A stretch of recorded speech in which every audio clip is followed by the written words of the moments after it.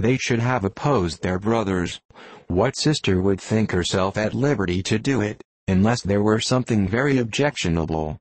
If they believed him attached to me, they would not try to part us. If he were so, they could not succeed. By supposing such an affection, you make everybody acting unnaturally and wrong, and me most unhappy. Do not distress me by the idea.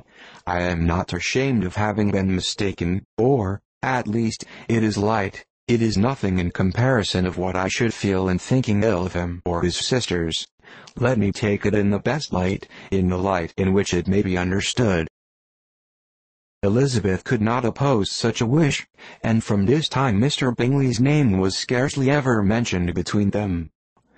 Mrs. Bennet still continued to wonder and repine at his returning no more, and though a day seldom passed in which Elizabeth did not account for it clearly, there was little chance of her ever considering it with less perplexity.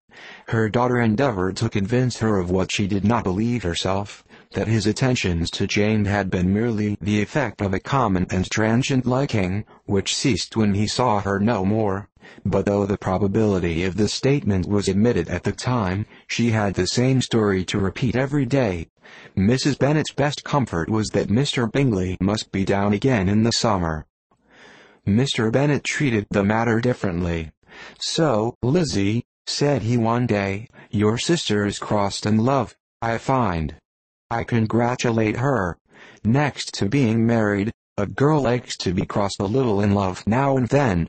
It is something to think of, and it gives her a sort of distinction among her companions. When is your turn to come? You will hardly bear to be long outdone by Jane.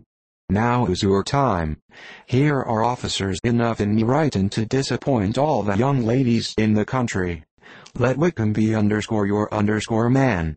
He is a pleasant fellow, and would jilt you creditably."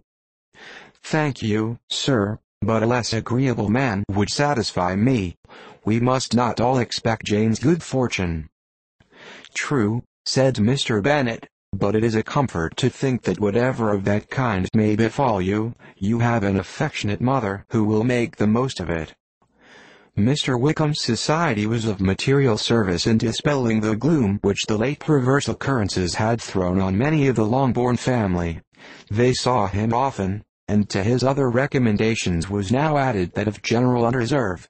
The whole of what Elizabeth had already heard, his claims on Mr. Darcy, and all that he had suffered from him, was now openly acknowledged and publicly canvassed, and everybody was pleased to know how much they had always disliked Mr. Darcy before they had known anything of the matter.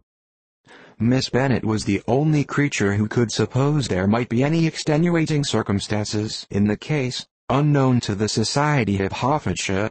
Her mild and steady candour always pleaded for allowances, and urged the possibility of mistakes, but by everybody else Mr. Darcy was condemned as the worst of men.